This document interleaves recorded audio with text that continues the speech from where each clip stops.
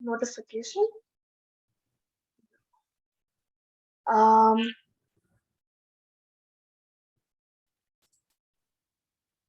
Before we begin the session, we would like to start by acknowledging that that Sheridan and Sheridan Edge is on the traditional territory of the Anishinaabe, the Haudenosaunee Confederacy, the Wendat, the Métis, and the Mississaugas of the Credit First Nation.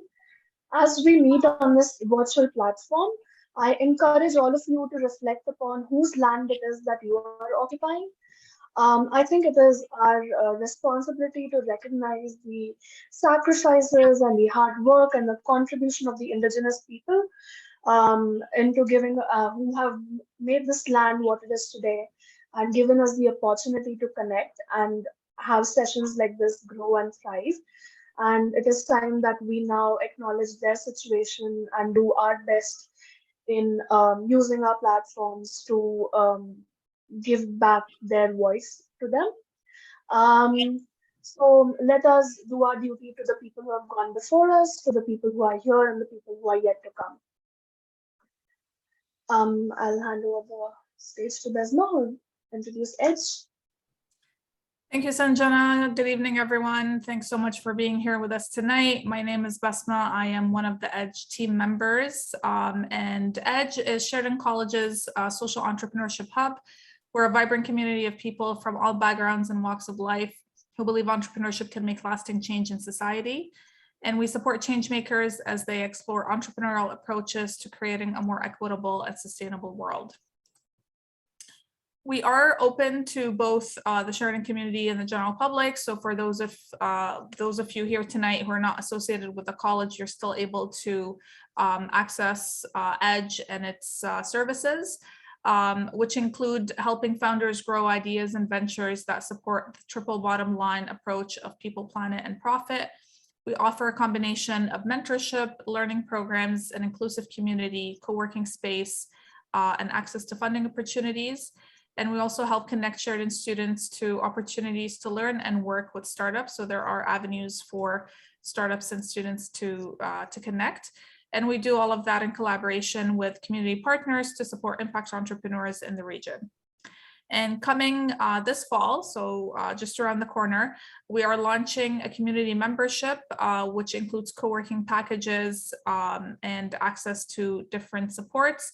So if you're looking to belong to a community of changemakers and inspiring entrepreneurs, attend virtual events like these or in-person events to help you grow your network and your skills, solve your startup challenges with your peers, and access EDGE staff advisors. It's going to be super easy for you to plug in what EDGE has to offer. We have a co-working space in downtown Mississauga in the Sheridan campus that's across the street from Square One, for those of you who are familiar with Mississauga. And the space offers flexible co-working packages from drop-in to full-time options, including Wi-Fi, open concept workspace, meeting room with hybrid meeting technology, coffee, snacks, and more. And for the Sheridan students who might be here, you will be able to access our community membership absolutely free, which will allow you exclusive access to online learning modules about entrepreneurship and changemaking 101, monthly drop-in sessions at EDGE to network and learn about impact entrepreneurship, access to EDGE work, study, and collaboration space, and more. So if you're interested in learning more and staying in the loop with all of that information, please subscribe to our mailing list and follow us on social media so that you can get the latest announcements. Next slide, please. So we have a session tomorrow, which is kind of in line with the session today.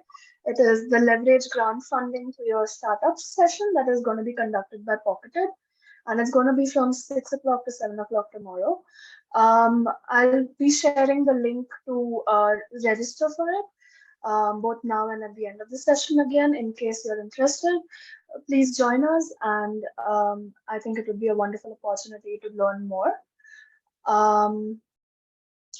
Now, I would like to introduce our lovely facilitator for today. Noora Sharab is the co-founder and CEO of City Social Enterprise, and she co-founded an NGO in 2009 called Hopes for Women in Education to provide higher education scholarships, skills, training, and online language development in the process. She worked for several years with the UN agencies in Jordan, focusing on education, international development, and relief services. Her active role working with the refugee communities in Jordan pushed her towards fundraising and building a women's center in the Gaza refugee camp in Jerash, Jordan, which currently employs over 38 full-time refugee women and men in the process. Has trained and worked with over hundreds of refugees and served over 1,000 refugees locally in the community in the process. In 2013, Noura partnered with Jacqueline Sophia to establish a social enterprise, City Social Enterprise, with the purpose to empower refugee women through employment and to help enhance their opportunity to become financially independent and self-sustainable. Today, City is an award-winning social enterprise listed in over 200 retail shops across Canada and has ventured to work with major corporations globally. She currently is also a mentor with Sheridan Edge, so we would like to extend a very warm welcome to our very own Nora. And yeah, the floor is yours. Thank you so much for this warm welcome. I'm really excited to be here. I'm actually currently in the Middle East on a community needs assessment trip here in Jordan, visiting some of the camps. So excited. Forgive me if my voice is gone, but I'm going to keep this running and hopefully keep it exciting. I will leave room at the end for questions. So feel free to hold them, or if it's something urgent, feel free to put your question in the chat if you're going to forget it, and then we can come back to it later on. So I will dive right in. I will share my screen first.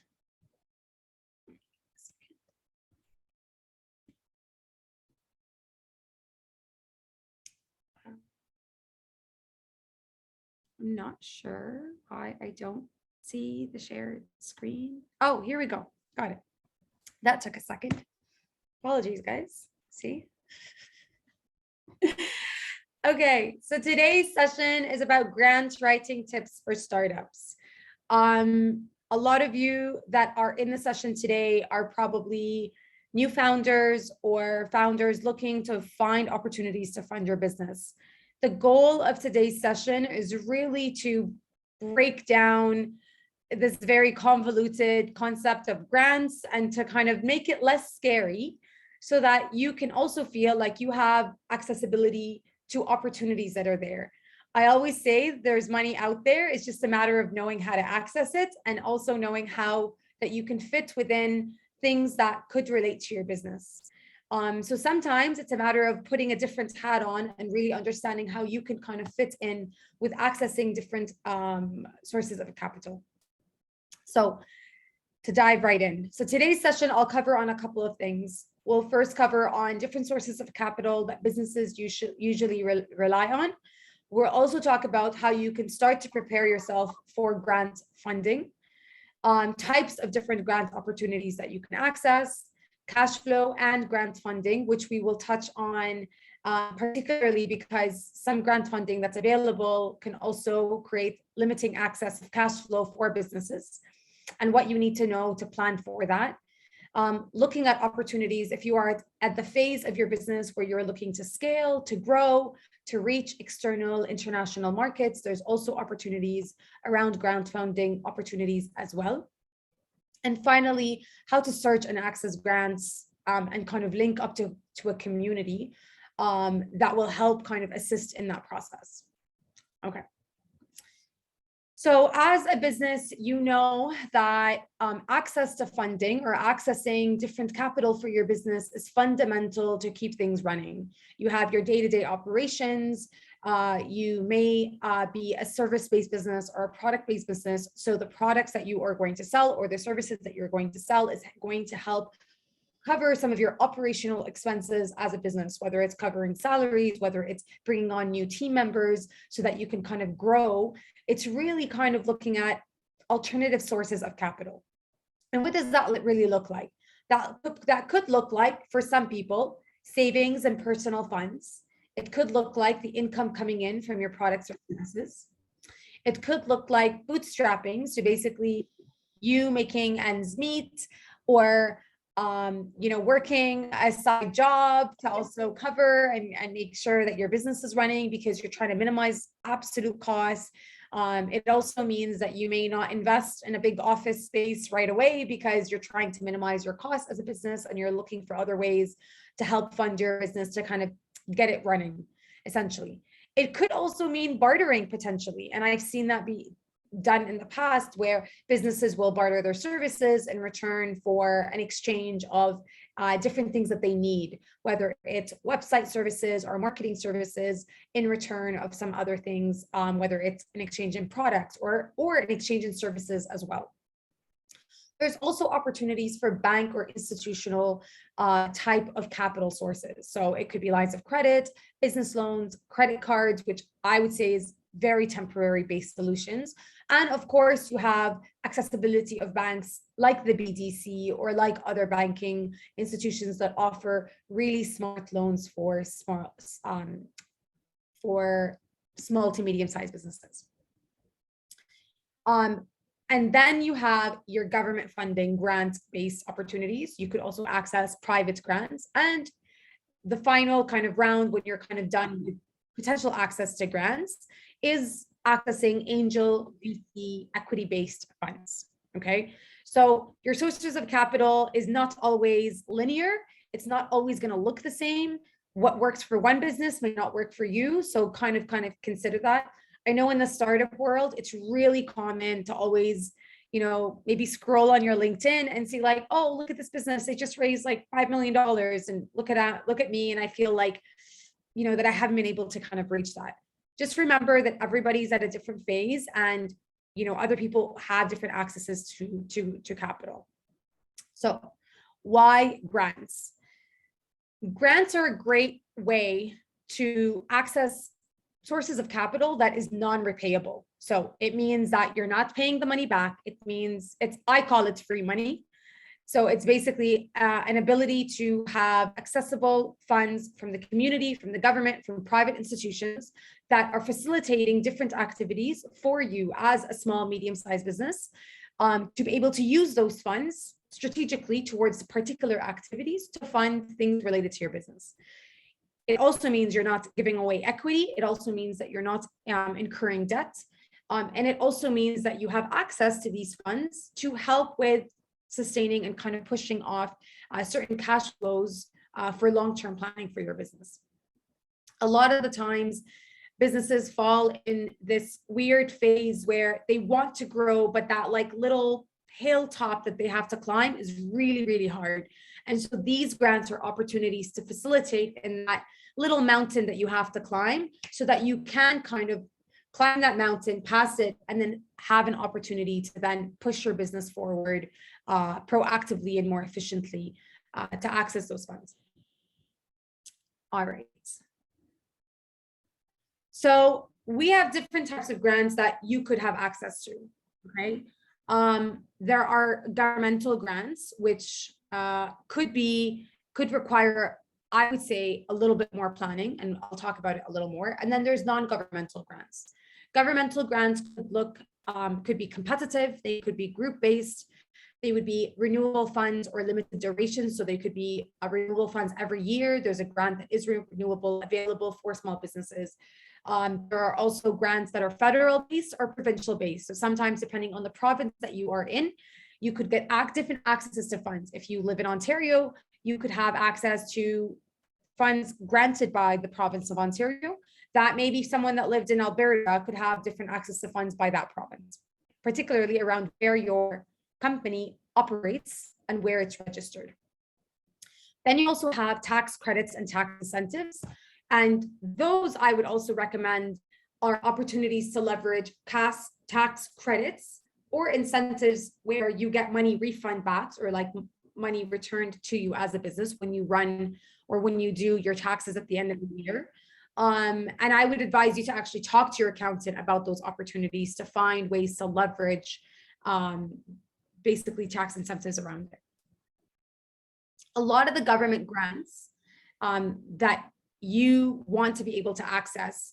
And also, and I'll touch a little bit on the non-government in a second, but non-government grants, a lot of them require a little bit of long-term planning.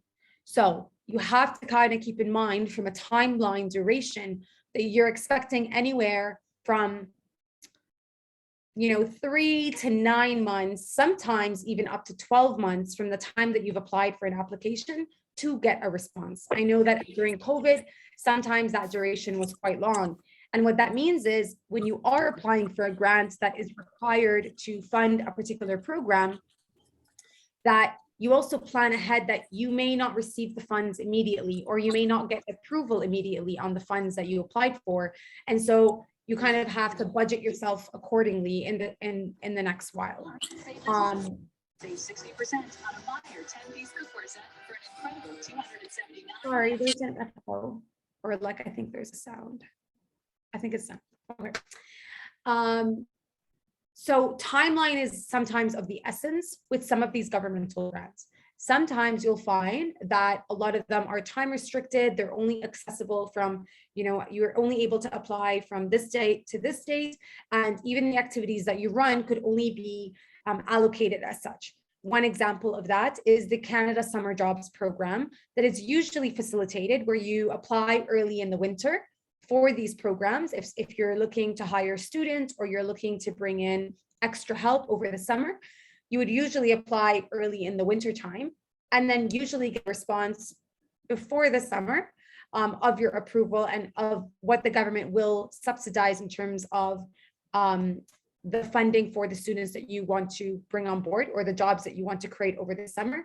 And you run basically in that duration of the summer, the job post that you have.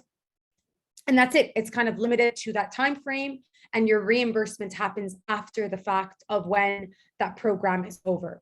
And that is something that often curtails businesses from accessing funds, because a lot of the government funding opportunities that is there require businesses to complete the activities before they have any access to funds. And what that usually means is you're also taking a risk as a business because you're limiting your cash flow. Although you know that, let's say you get approved for a fund, you know that you'll have limited access to the funds immediately because you may not have access to them for several months later in the future. And so you have to be able to cover the expenses that you've asked for in advance. And so now there are alternate solutions, and I'll talk about it later, one of them being Pocketed, that offer financing solutions for businesses that have approved funding from the government through grant opportunities that can't access the grants because of limited cash flow, and as such basically will leverage and provide you with funding on the basis that you have grant acceptance so that you can run your project, you can complete the grant project, and then in the end, when you finally do get reimbursed by the government, you repay those funds back towards the funds that you have accessed. So there are alternative ways that you can access. Pocketed is one of them. I know they mentioned, Basma mentioned that there is going to be a session tomorrow by one of the representatives of Hello Pocketed. They offer financing solutions. And I know as well, VDC also offers financing solutions for people that do have access to grants, but then also are looking to leverage a cash flow tight squeeze at the time of, let's say, when they have those funds. So a big thing about government funding is going to be about planning. It's going to be about understanding, your timeline when you're applying for these particular grants. And a lot of the time they're very niche focused, or they are looking for certain indicators for businesses to achieve, or certain goal sets, whether it's scalability or whether it's just creating more jobs at the end of the day, which is at the core of some of these grant opportunities. It's how can you, as a small business, through funding and through support, grow not just as an enterprise where you make more money, but you're making more money and you're also creating more job opportunities for the local community in return of the investments that come into your businesses through these grant opportunities. Okay. So that's a little bit about grants. I'm going to jump to non-governmental grants. And non-governmental grants, you may see them from time to time. You might see them on LinkedIn or in the EDGE community itself. You'll see that they'll share different grant opportunities that come up. Those could look like private companies that allocate particular funds every single year. They run competitive application processes where you apply, you submit an application, and you may have heard of some of them. Ones that I've, thankfully been able to be awarded are like UPS grants that were available for small businesses, the Visa She's Next grant, which is available for women-owned businesses. And then there's also other ones like BMO will have grants, you'll have FedEx will run grants. There's all these different private businesses that will run particular grants for small and medium-sized businesses to access to help support, let's say, growth or scale or impact related activities that you are running. So always kind of leverage and kind of keep an eye out when you're thinking of, okay, I'm ready to apply for a grant. From time to time, you'll see organizations that will run it. Sometimes they'll run it at the same time every single year. So if you missed one year, put it on your calendar and just say, okay, I know that every March or every February or every, X date, this particular grant is launched, and you'll kind of pencil it in, put it as a reminder or like a tab on your calendar for later in the year. You might forget, but you might get a reminder, okay, the Visa's She's Next grant is going to be running and I need to prepare myself for that application. And particularly, I would say for both governmental and non-governmental, you may have applied to grants in the past where you did not get approved. Do not use this as an opportunity to not reapply. Please reapply. I've personally been in a situation where we've applied for grants as a business and also as a nonprofit, both in different entities, and we've been rejected from it, only to apply again the following year and to be granted that grant. So sometimes you may just not be financially ready. You may not be at a level of your company where, as a full application, they see that you can, you are competitive enough. Use that as an opportunity to continue to reapply as they come along and as you see yourself fitting within those particular grants that come up. Again, sometimes you may not be completely eligible, or you're just not at a point where it is competitive enough that someone else is kind of able to reach it. There are also charity-led grants. That means grants that are facilitated by nonprofits. They usually have a particular fund and they are allocating that particular fund towards different projects, also to SMEs in the local community. Sometimes that looks like a partnership that you can establish with another charity, or opportunities that you can link your business services to other community-based organizations locally, and you can then look at opportunities to access grants from that capacity. I'd also kind of look back at some of the things that you're doing, whether it's a product or service, and things where you can kind of also plug in as either a social enterprise or a nonprofit or a for-profit for that matter. And finally, ones that is kind of as part of the EDGE network, and also other ones that are available are university or college opportunities. Sometimes universities and colleges will run their own internal funding opportunities for students, for entrepreneurs within their own network, within their hub, and facilitate them. So sometimes you'll see every time around International Women's Day, you might have like a pitch competition that is run by a university or a college, and I encourage you, if you haven't done in the past, to participate in them, both as an opportunity for you to practice, but also for you to access free money at the end of the day, like I call it, of having funds that can come in to support your business. Okay, I'm gonna jump on. So how do you prepare to apply for a grant? A lot of times there's similar information that will be asked time and time again from different grant applications. So you'll find yourself filling out the same thing over and over again. Most of the government grants that are available require that you have a business number or a CRA number. That means that you should, if you have not done so already, look at registering your business so that you can get access to some of these grant opportunities. If you haven't registered your business, it may limit your access to grants. There are a limited number of grants that are also available for non-registered business, to help them scale. I would read the eligibility clearly when you are kind of accessing particular grants to see if you can do that. Again, you may not be able to access grants if you are not registered, but something to consider, and you can kind of tap into other networks to see. That is also the case, particularly for also private-based grants. You may also be required to register as a business, because a lot of these grants can't just facilitate the money to go to a personal account. It has to go into a business account. Company description. This is kind of basic. It's basically, what is your business? What do you do? What offerings do you have? What's your mission? What industry do you serve? Who are your targeted markets? Is it just in Canada? Is it also international? Are you looking to access or support, let's say, marginalized communities as part of the work that you do? These are all information that you may have to submit and include as part of the overall description of your company. You may already have some of this information in place as part of your deck or as part of your company profile. Company address and contact information, this is basic. So if you do have a co-working space, that might be your address, or it could literally just be your apartment address because that's where you registered your business, and that's fine.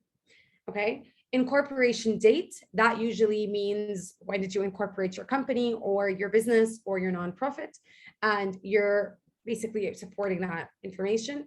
And then sometimes some grants will ask you information about who you are. So they'll want to know who's behind this business. Who are there multiple co-founders? Is there one person that's part of it? And kind of asking more information about that particular individual. Some grants will ask you for more information, but it really depends on which grant you're applying for. And I'll touch base on that in a second. All right. So preparing for hiring grants. I remember my first hire, it was so scary because I felt like, oh my God, I'm responsible to now pay for somebody's salary. What if I can't support it? It was like really freaky. So for me, having a small business, no matter how you may feel like you're growing, making your first hire is sometimes like a big deal. And there's a lot of government and non-government opportunities that are available to help facilitate and ease the hiring process for small businesses. Some of them are approved grants that will be post-dated, which means that you'll only be able to access the grant money after the project is over, which means you'll still need the funds to pay the person that you want to hire. Budgeting is a really, really, really big part. I'll talk about that in a bit as well. But budgeting is a really, really important part as a small business when you're looking to apply and when you're looking to really kind of draw out a 6, 12, 24-month plan of, okay, what do you need in terms of cash flow or in terms of operational expenses to do with that hire or to run that project accordingly, right? Also preparing yourself that if I'm going to be making this hire, how much money do I need to have, on hand to be able to pay the salaries of a particular individual. It might mean that you might limit a student's ability to continue or to work X amount of hours per month. And so you budgeted yourself accordingly. I also would say when you are making a hire, think very strategically on how this person could potentially also support you in generating more profit and creating an ROI for yourself, but also helping ease some of the pressures that you are doing and running on a day-to-day basis that can also then help you focus on building your business even more. A hire is not just a matter of, oh, I'm hiring someone for the sake of hiring to run my social media. Be very strategic and think about how that person is contributing to your business and to the growth of your business accordingly, whether it's a business officer or it's a student that you're bringing on or someone that has a particular skill set that you'll benefit from when they come into your business. So there are different opportunities. I actually realized I did not write them down, but I'll also write them in the chat of the different, the ones I know off the top of my head immediately that are also offering hiring grants. So I'll put them in the chat. But some of the ones that I will be mentioning will require these 3 major kind of points. One of them being is, what is the job that you are hiring for? So having a job description, understanding what position you are hiring for, what industry is it in, what technical roles do you require as part of this particular grants that you are seeking, or the student that you're seeking to hire. Is this a remote position? Is this an in-person position? Do you require the person to come in person, maybe as a hybrid model? Will the candidate require a specific skill set, a specialized degree? Or maybe if they're a student, they're continuing at least studying in that degree. What kind of deliverables are you going to be expecting from the student in the next phase, for example, in their job position? So think of this, you have to put your HR hat on when you're doing this to see, okay, how can I bring on this person, and how will they support my business accordingly? Okay. Another thing that you will be required when you are applying for a hiring grant is an outline of success initiatives. What does that mean? Usually it's understanding how you're going to also help onboard this new student or this new employee into your business to kind of plug them in at the same time. So it's about creating a plan for them. It's about ensuring that the person that you're hiring is going to have the right tools, the right information to really kind of onboard with the initiatives that you want as a small business. And then the third thing, which is not always the case, but sometimes is the case, is identifying the candidate and the student that you'd like to hire. So for example, for the summer, the Canada summer jobs, that's not something that you need immediately when you are submitting your proposal. You will need to eventually do a hiring process, but for particularly the Canada summer jobs as that one particular program, you don't necessarily have to know who you're hiring immediately when you're applying. You could definitely do that later on. Other programs require that you know who you're looking to hire in that particular job prior to applying for the grant, because you are getting a grant approved based on that particular student that you're applying for. So identifying who it is that you're bringing on board is essential prior to even applying. And those ones, I'll actually just write them in the chat as well. And we'll also go into answering some of those questions. Career ready and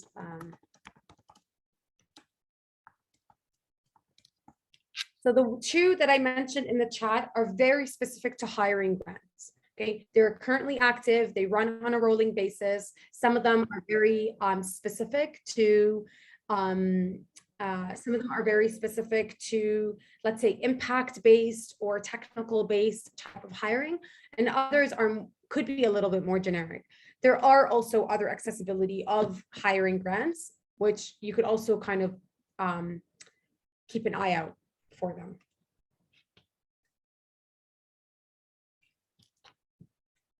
All right, I'm going to try to be on time because I know I overtalk. The next one that is also really important for a lot of businesses is market expansion and exporting grants. This is really at a point where you've reached a point in your business where you have penetrated and really reached your target within the Canadian market potentially, or within your local market. And now you know, based on a feasibility study or based on, your market research, that your major customers are going to be across the border, or your major customers are in the UK, or your major customers are all the way in Asia, for example. And we know that accessing international markets can sometimes be super, super costly. So there are facilitated programs available around market research that help you kind of access and cover some of the overarching expenses when it comes to marketing, exploring new market potential, even just visiting the country and talking to consultants and making relations, or attending a conference or a trade show.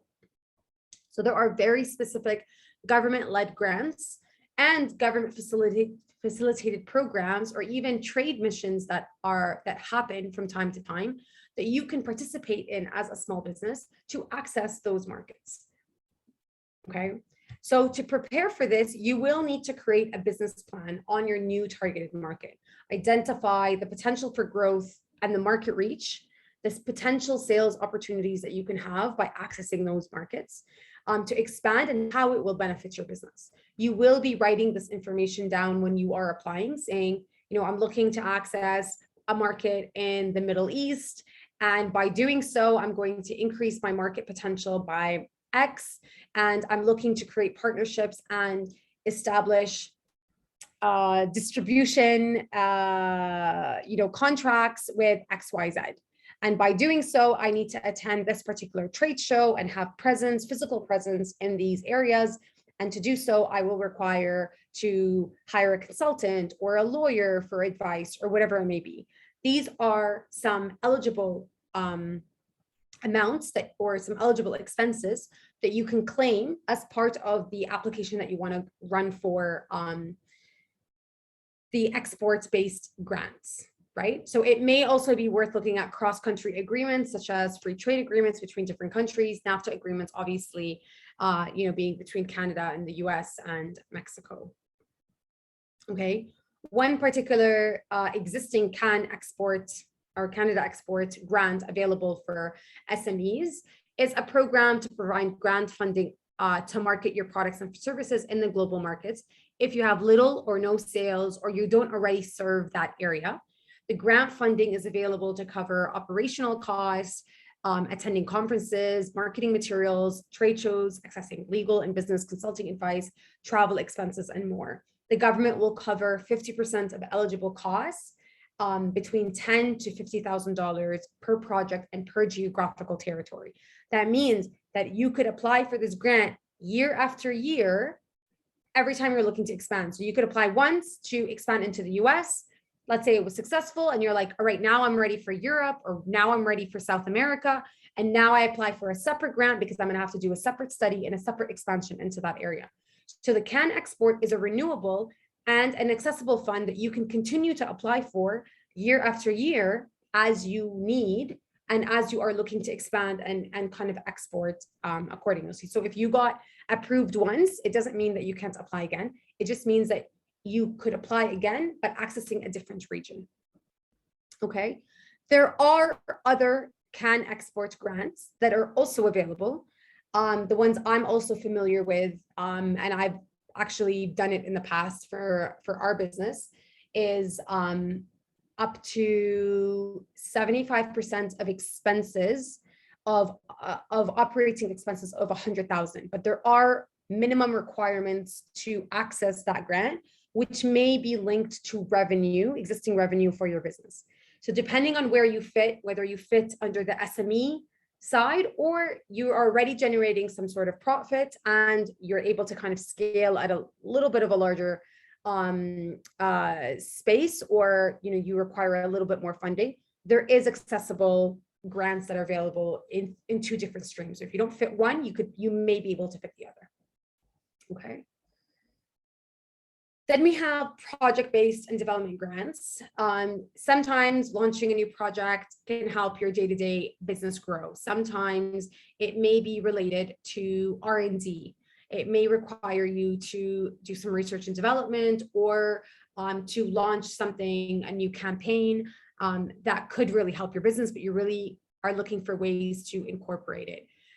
Those sometimes are linked with, I would say the most that I've seen, a lot more around the charity-led grants that are available within the community. So I would kind of look at it. Sometimes it is grants that are looking for businesses to achieve very specific environmental goals, or ESG goals, or impact goals, or even hiring more employees at the core of giving access to these grants and supporting local community projects as part of accessing these grants.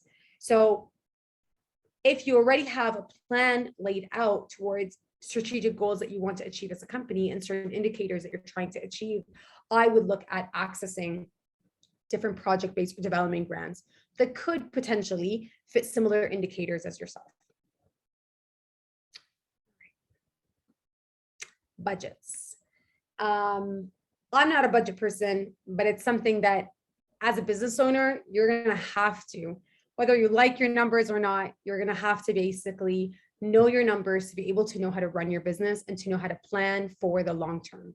Planning and having very clear budgets will help you kind of get a better layout or get a better macro kind of bird's eye view of what you'll need in the next 3 months, in the next 6 months, in the next 12 months of running your business. So that could mean, particularly when you're applying for grants, preparing a line by line detail of how you plan to use allocated funds. So for example, if you're applying for a private grant that is going to just give you a flat out $10,000, they're going to ask you, how are you going to use those funds? How are you going to best benefit from the money that you're going to be receiving? I could say, well, you know what? That's a really good check for me to have. I'm just going to give myself a really good bonus and I'm good to go. That's really probably not going to fly, because they want to see how you can create sustainability and you can actually use the funds to better some of the activities related to your business. So it's really important to really think of, okay, let's plan ahead how I'm going to implement this access of these funds that are coming in, or these grant opportunities that is going to come in to support the expansion of your business and the growth of your business over time. So budgeting is really, really essential whenever you are looking to do a hire, looking for market expansion, looking for development projects, or looking at the running day-to-day expenses as a company. If you haven't done so already, I know Edge does provide some workshops around budgeting or templates that you can even follow that can kind of help lay out as a business what you need to outline. You might think, I don't have many expenses. It's just me. I'm working out of my apartment. I have my computer. That's basically all I need. As you grow as a business and as you grow, you will find that there will be overhead expenses that will come into play, whether it's marketing related, whether it's business registration, just paying for that, whether it's your accounting fees, whether it's your admin fees, whether it's hosting your website on a server and requiring to pay for these things. Or if it's an e-commerce website and you have a monthly Shopify fee that you have to pay for. These are all operational expenses that you have to account for and that you'll have to be able to plan for. And sometimes having it already outlined and plan will help you as a business then create and kind of look at the gaps of where can I get access to funding around these particular line items that can help support me. Okay. All right, reporting. So reporting is something that a lot of people don't like when they apply for grants, because you just want to take that money and then you don't want to talk about it. I'm done. I got the money. I don't want to tell you what I did to spend it. So reporting is most of the time, I would say 90% of the time when you're accessing grants, aside from sometimes the private business grants, is required for you to submit paperwork or support project details post-grant acceptance. That means if you have been accepted into the program or into, the grant, and that you've received funding for it, there will sometimes be post-reporting of how did you access this grant? How did this help your business? How did it help you grow? How were the funds actually utilized? Are you able to submit any type of reporting? Sometimes you may be lucky and there's really not much reporting. If it's a hiring grant, it's literally just as little as submitting a budget outline and your pay stubs that you paid your employee and you're good to go. Sometimes it could be more complex than that. So what you need to know when you are applying and what you need to keep track of, obviously keeping track of receipts, financial documentations for expenses paid that are covered by grant funding, payroll stubs or salary expenses paid accordingly to the person that you've hired. I said receipts, contracts that you've established if you've hired a consultant or if you are contracted a service-based company to run a service for you, having that contract in place that you have.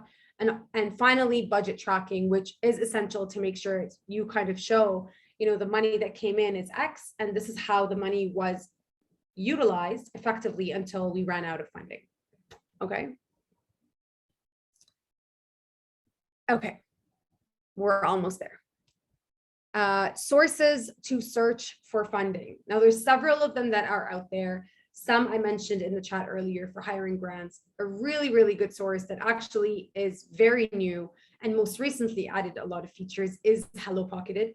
I actually love it because it doesn't just curate the a lot of the government-based funding. It also tells you what's closed, what's open, what's active, and also kind of brings in, as part of their search engine, other private, non-government based grant opportunities that you can access.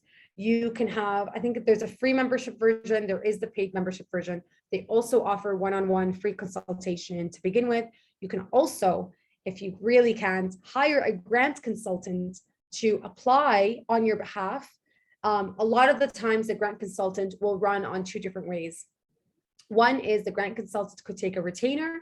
So it's a flat fee that you pay the consultant to run your application, help you write it out, make sure that it's really laid out properly, and you pay them one-time fee and they're done with it. Whether you get the fund or you don't get the fund, that's not up to them.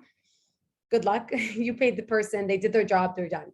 Another thing, and this is also, there are some grant writing companies or grant consultants that are available that will take a percentage of the grant that you are applying for. So you hire them again as a consultant, they help you apply for the grant, and only upon receiving the grant, they will take, you know, an X amount of percentage in return for the grant that they applied for you.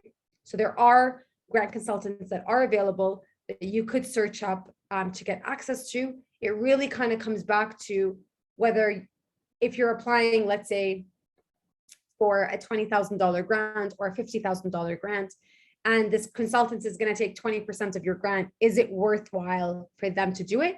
Or could you even do it yourself? So that's a question that you have to ask yourself, whether that's beneficial for you or not. I also would say, depending on the service or the industry that you serve, every now and then, and I do this often sometimes, is I just do a quick Google search, or you can just hop onto the Canadian government website and search particular key terms around grants and see what comes up. Sometimes you'll have things that will appear, and sometimes you'll kind of have to be linked in around different grant websites. Another one that I like to check out is the OntarioBusinessGrant.com. It usually curates a list of different grants that could be eligible, could not be eligible. It's really up to you to search up to see which ones you could fit in the most. Again, depending on your industry and depending on what you do and what your business does, you could find that there are some grants that fit you more than others. There are other ones that I've also mentioned here, like MentorWorks, Fair Grantwriting. And also, I would say the most is just looking and accessing your existing network, which is huge. A lot of the times, grant opportunities are shared internally between, let's say, if you're on a Slack network, between the Edge team or other particular community-based organizations, you will have it. There are other community-based entrepreneurial type of communities that you can plug into. I know there's one particularly for women called Founders Fund. I know there is actually an Edge venture called Jelly Social that recently started offering small grant opportunities, like small size grant opportunities for businesses that become members as part of their network. And there are also other, entrepreneurial hubs that will do similar kind of access to grant funding just by joining their network. And so by joining their network, you also have accessibility to apply for the internal grants that are run within those organizations. And those are usually run on a private basis. This I kind of just touched on already. Don't underestimate your existing network or entrepreneurial hub. Many grants are shared internally within the Edge network and things that you could see on social media potentially sometimes. This is it. I am going to leave this for questions. I will jump to the chat really quickly and try to see if we can access some of those questions asked earlier. Okay. Feel free to also raise your hands if you just also want to ask a question, popcorn style, here on the link. Okay, so first question I have on the chat is, are there risks to spend these expenses upfront and not get paid back from the grant, i.e. a rejection? If you get an approval from the Canadian government, let's say you applied for a Canadian government grant and they said, you're approved for this can export grant to spend up to $75,000 for expenses over 100,000. So basically 75% of your expenses that you've listed that the government will cover for, and you would have to cover 25% of those grants. Now, this is where budgeting comes into play. If you've gotten official approval of the grant being funded, as long as you are actually going to use the funds according to the application that you submitted, there should be no problem in you getting access to those funds, which means if you applied for the can export grant and the government says, okay, approved, you're going to get the $50,000. Fantastic. Now it's a matter of you actually running the project and running the different activities that you said that you're going to do to get access to those funds, which means that if you end up using the funds for different reasons and then report on something else other than what you got accepted for, yes, there is a potential for rejection because what you submitted and got approved for and those line items that you listed are different than what you ended up reporting on later. So I would say yes and no, depending on how your reporting is. If you submitted a particular proposal of using line by line budget items, and then you ended up actually using them exactly the way you said, you should be getting the money from the government and it shouldn't be a problem. So I kind of would look into the details of what that requires. And a lot of the times there are opportunities to ask questions and to submit kind of support when you are applying to some of these grants. Did I answer your question, Brandon? I don't know if Brandon's still here. Maybe he's not. Yes, thank you. Okay, cool. Is there a site that lists these grants or companies that offer them? Yes, Hello Pocketed is a great one. So I would suggest going to them. There are other ones that are out there. I'll be honest, Hello Pocketed has been the most comprehensive I've seen to date that really kind of brings them all together. It's a really great search engine. Like I said, they're running a session tomorrow. I highly recommend that you attend it. What I like about them too, and again, they've really expanded since they first launched, is there is that one-on-one consulting that they offer. You can add more information about what kind of specific grants that you are looking for. You can ask to be notified when a grant is available. So if it's closed right now, you can kind of request that I'd like to be notified when this grant becomes accessible, or if there is a hiring grant that comes up. So you kind of get their newsletter and you kind of get updates from time to time. You can also hire a grant writer as part of Hello Pocketed to help you write a particular application, especially when it's a lot larger, like a big pocket size. So if it's scaling or expansion or building a factory or something like that, that you might want to get access to like $300,000 in grant funding, that's possible. Let's say it's a very comprehensive grant that you're like, there's no way I'm going to write this alone. You could definitely look at hiring a grant consultant, and those are available with the Hello Pocketed in the Hello Pocketed community. What Hello Pocketed also offers is financing options once you get approval. So let's say you did get approved for a grant, a hiring grant as an example, and you're like, great, I have this grant, it will cover $5,000 reimbursement of me hiring this person. But I don't even have $5,000 to hire and pay this person upfront. How am I going to do it? And so what you could do is you did get approval of that person is you can then access financing opportunities to cover that specific amount required to hire that person. And then once you finish that period, get reports on the project that you completed, get reimbursed by the government or by the entity that is offering you that grant, at which point you would return the money that you, let's say, financed or received capital for.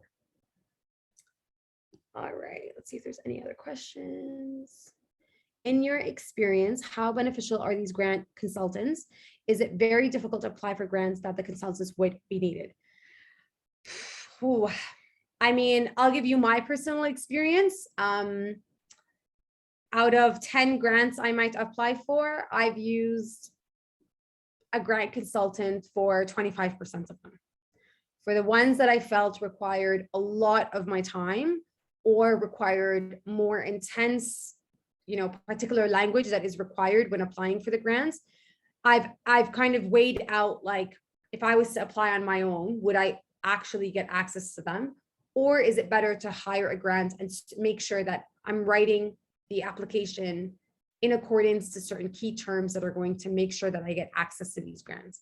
A lot of the times, the grants that I did get access to, I mean, I don't think I would have gotten them if it wasn't for the grant consultant. So I've gone both routes. I've gone the route where I've applied for it alone, and we've been able to do it alone and get access to those funds. And I've also applied using a grant consultant, which saves time for you, because then you can focus more on your business, and then you hire a grant consultant.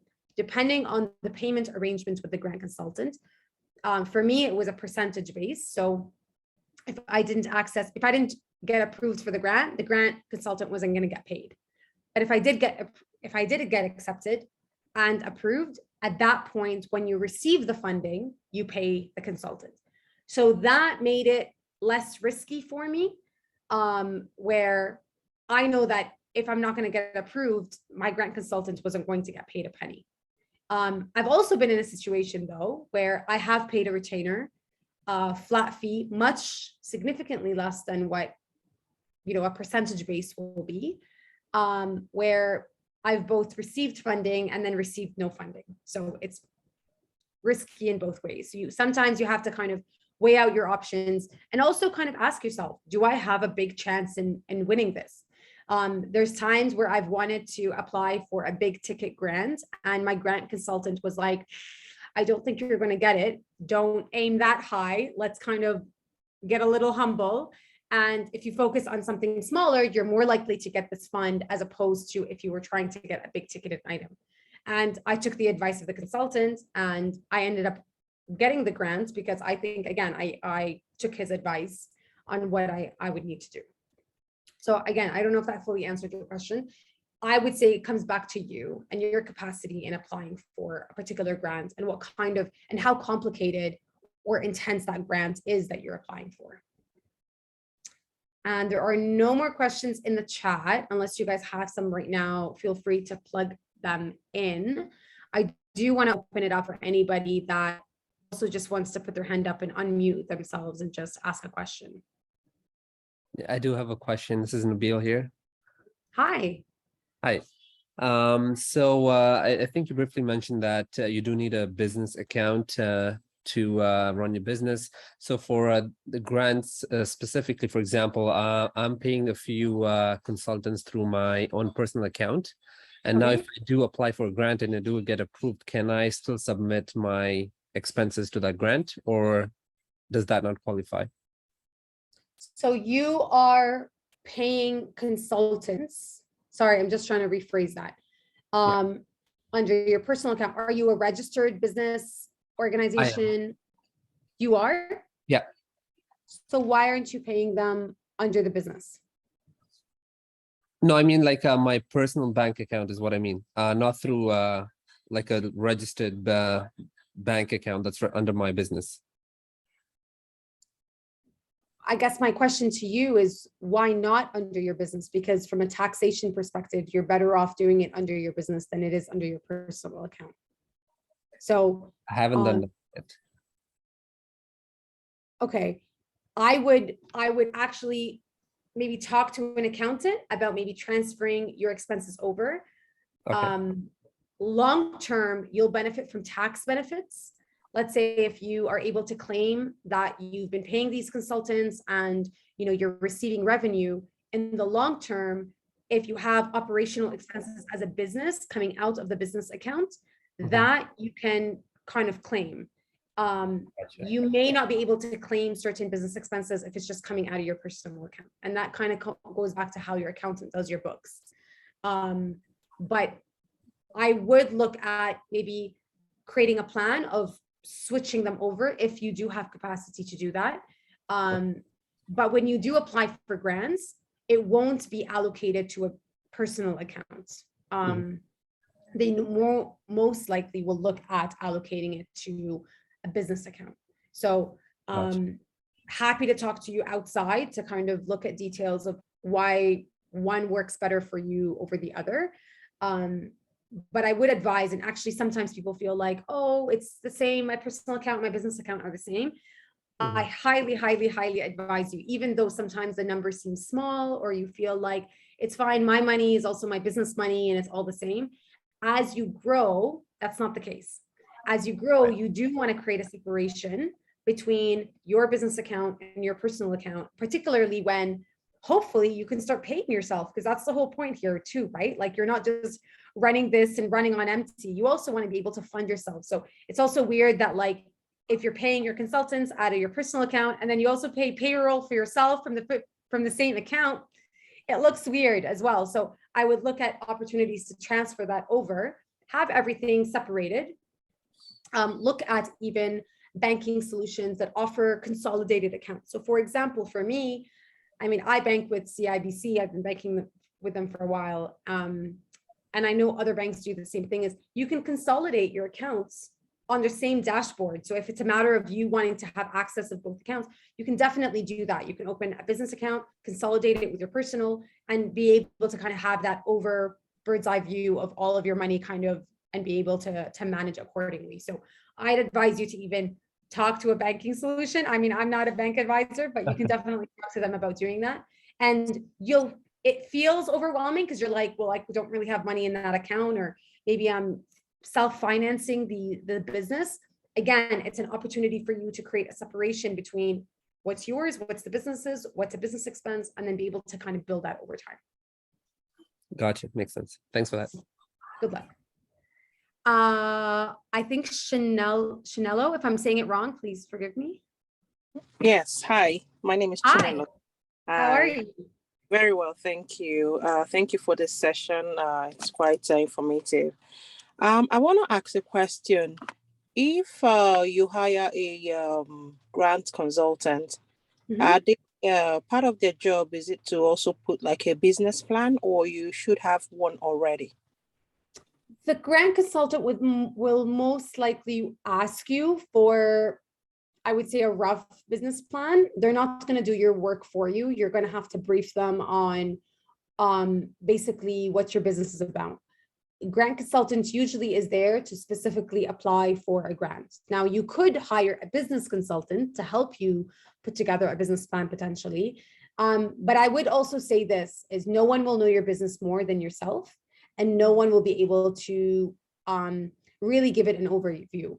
Now, if you require, I would access Edge resources, and maybe Besma can touch on this, but there are Edge resources on like how to put together a business plan and kind of easy ways to break down. I often feel that people get really, really, really overwhelmed when it comes to business plans. They feel like they have to put together a book. That's not the case. I would start very small, almost like you would approach a small essay or a small kind of papers. As long as you have your core points, like what is your business? What do you do? What services do you provide? What target audiences do you reach? What kind of revenue are you looking to access? Again, breaking it down in smaller questions, and over time, as you have more research and kind of build on it, yes, your business plan might end up being 20 pages, right? Or more. But I would say that it's not a requirement for all people. The main core of a business plan is really to make sure, especially when you're sharing it with investors or stakeholders or potential partners, it's really to make sure that you've done your research before you're going to dive right in to do something day in and day out, right? It's really about understanding your industry or understanding who you are trying to reach, what businesses are you trying to serve, what access to market are you looking to get. So I would ask you, before you bring in a grants consultant, make sure that you fully understand what it is that you would like to have, even if it's a one-pager, even if it's a small mini PowerPoint. There are many templates that you can follow that can help create guidelines, like a business model canvas, for example. There's many templates online, and I know Edge has some part of different programming, but a business model canvas can really help create a breakdown of what your business plan will entail or will include. Again, not all, oh, I think I lost someone, but not all grants will require a business plan. So don't feel like you have to have a business plan to apply for a grant, but they will ask other questions that could be extracted from a business. Started from the business plan. Yeah, I've been working with the template of from a futurepreneur, and Okay.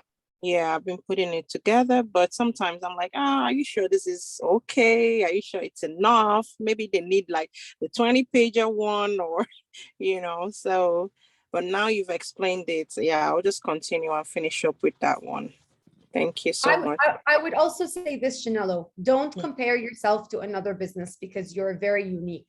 Other businesses might work for them, and what you're doing may be very different. So I would also say that as you collect more information and as you grow, having that one document that kind of collects everything in one place could be a really good resource for yourself more than it is for anybody else. The person, yeah. Right? Okay. Thank you. You're welcome. Good luck. Thanks. Sean, your hand is up. This is not related to Sure. anything we're discussing, but in your graphics, the female, it looks like she's giving me the middle finger. Oh, You see it right here?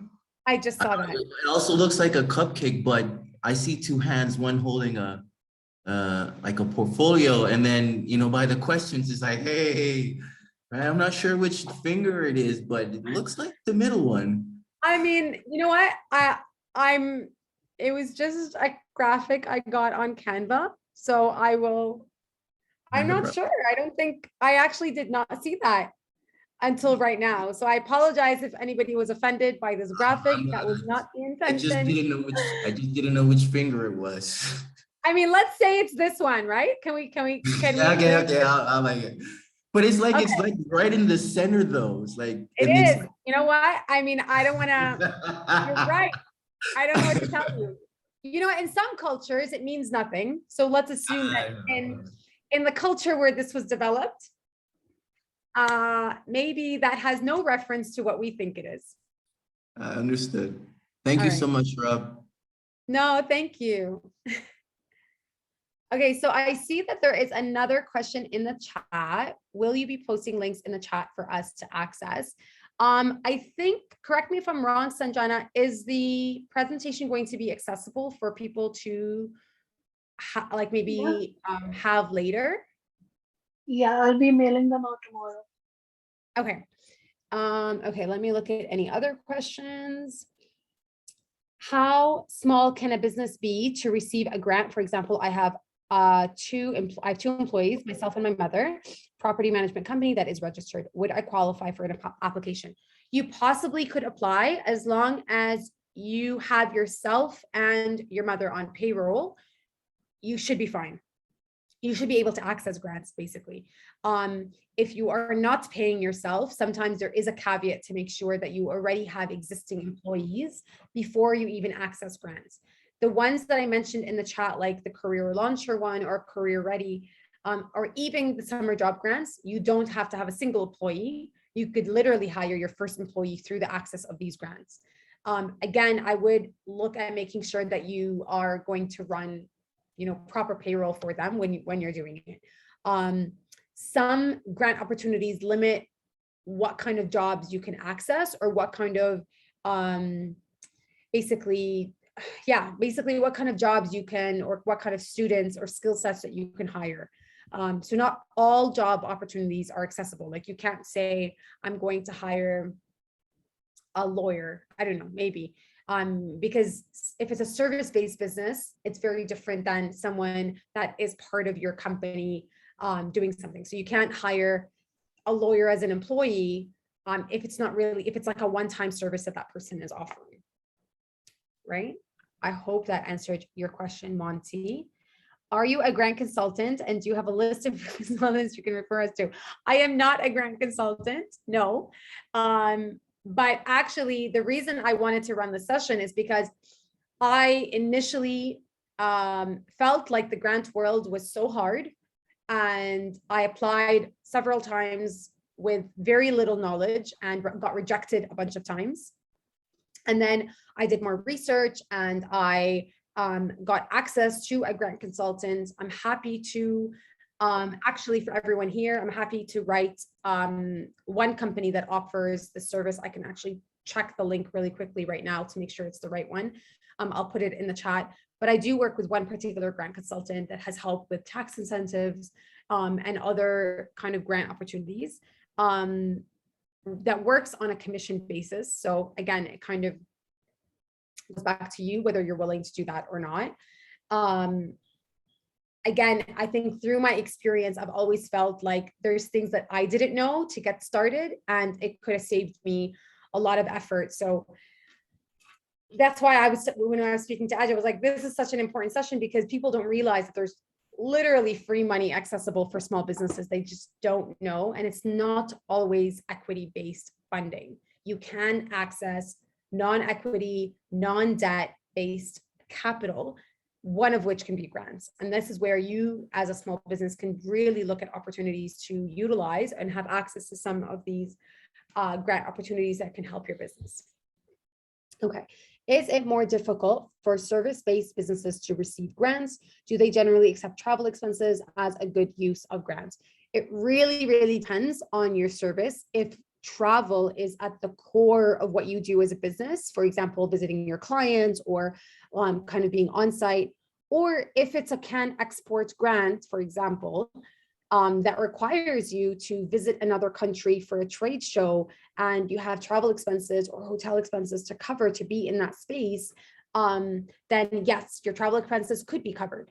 I would also go back and say, it all depends on the grant you're applying for. A lot of the times they will say what is eligible as expenses that you can have, and basically ineligible expenses as well. So keep that in consideration, read the fine print sometimes, because you could be wasting your time asking for money for something specific that the grant specifically says they will not fund.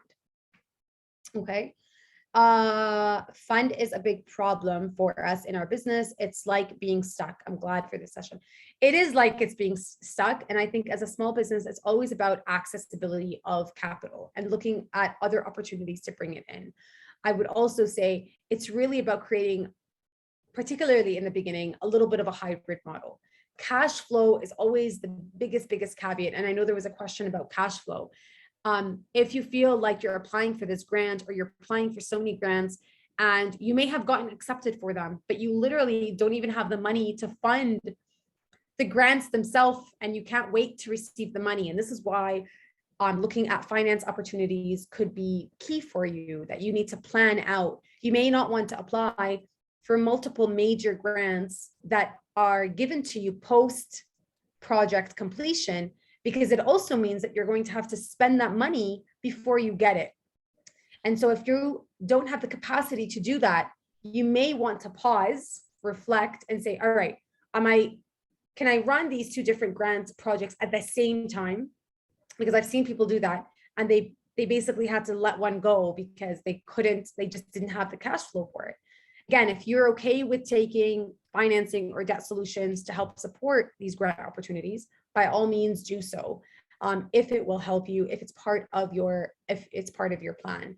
I would also say that when it comes to grant funding, knowing how much is coming in your pipeline. So when you're looking at your financial model or when you're looking at your budgeting for the next 12 months, having that in the pipeline, knowing that, okay, I'm going to get this hiring grant to bring on these students. And I know that I'm not going to receive funding for these students that I'm going to hire, or this one student that I'm going to hire potentially, until post-term, let's say 4 months later or 3 months later, anticipating. I always say, give yourself an extra month of buffer just in case there's delays, because there's always a delay.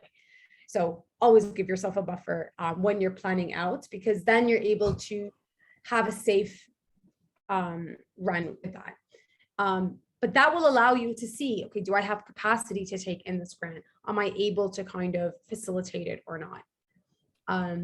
Okay, I see. Oh, I don't know if this is how I'm saying your name. Obey. Yes, thank you. You said it right, Obey. Okay. Thanks for this section. My question is about employee grants.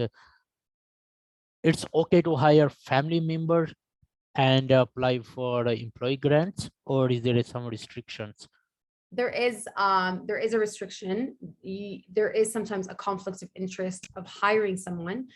Some grants will specifically say you cannot hire a relative or a spouse or someone that is like your son or your daughter or someone like that. So I would look at the specific grant that you're applying for. Some grants also, and this is also a caveat, is you can't apply for a grant for an existing employee that you already hired. Because sometimes the grant opportunity itself is about creating new job opportunities, not to help facilitate an existing job.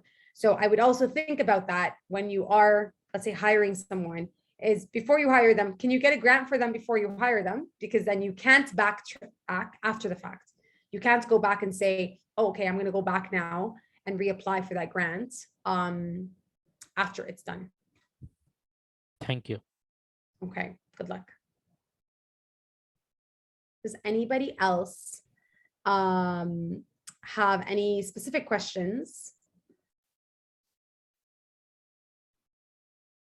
I was just gonna say for your comment, for this last comment, Noura, which is why sometimes if there are any students in here, I know of a lot of ventures that sometimes they're like, I do want to hire students, it just I want to kind of like, if they're willing to kind of volunteer their time in return for like references for the first couple of months, and then they try to get a grant where they would be able to pay the students.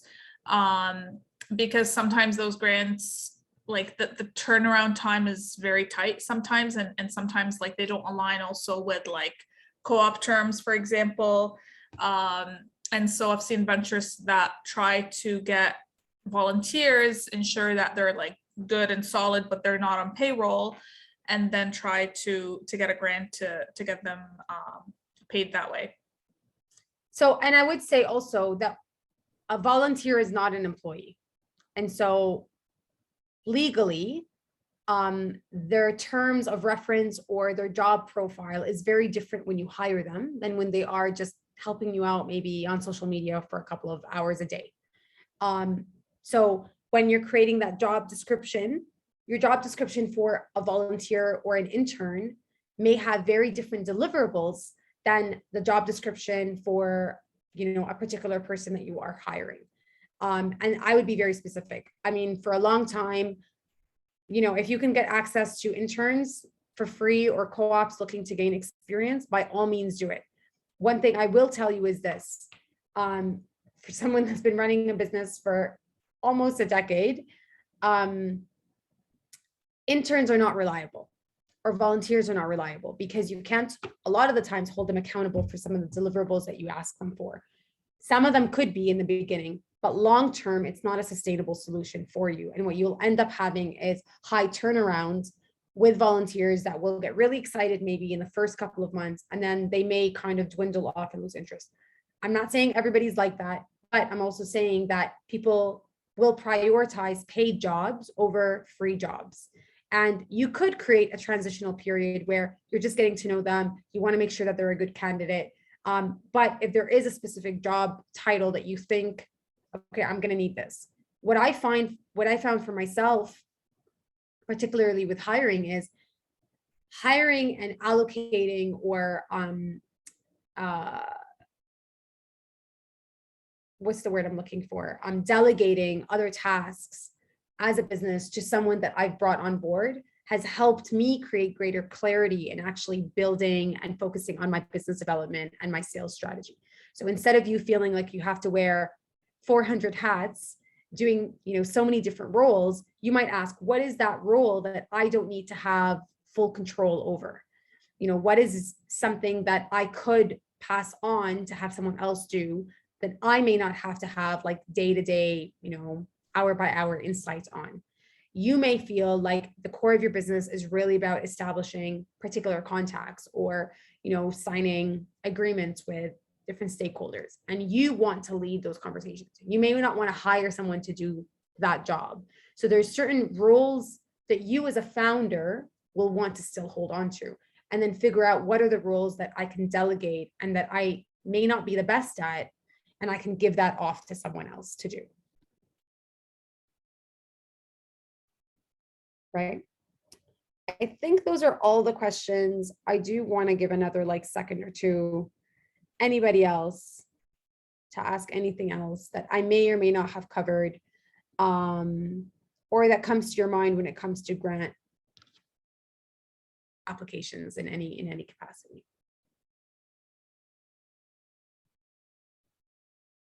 Nothing. Okay, so Besma's shared the session for tomorrow.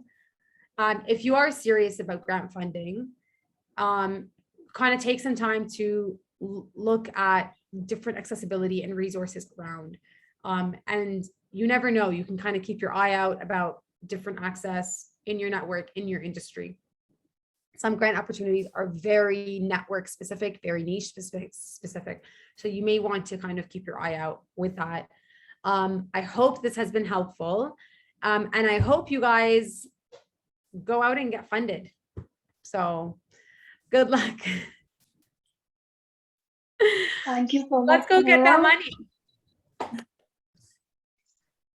This Thanks for the session was amazing, and I think everyone here will agree with me.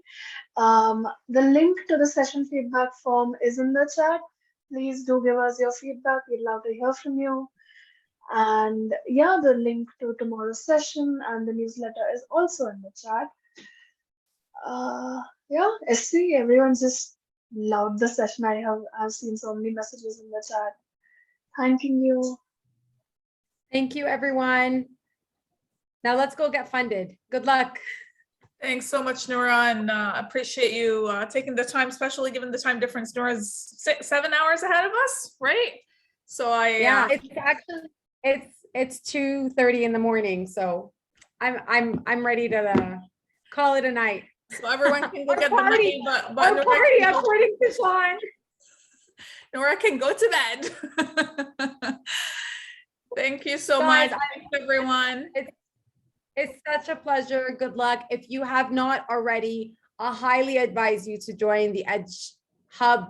Honestly, if anything, you're going to benefit, and tell all your friends about it. So good luck, good night, and thank you again, everybody. Take care.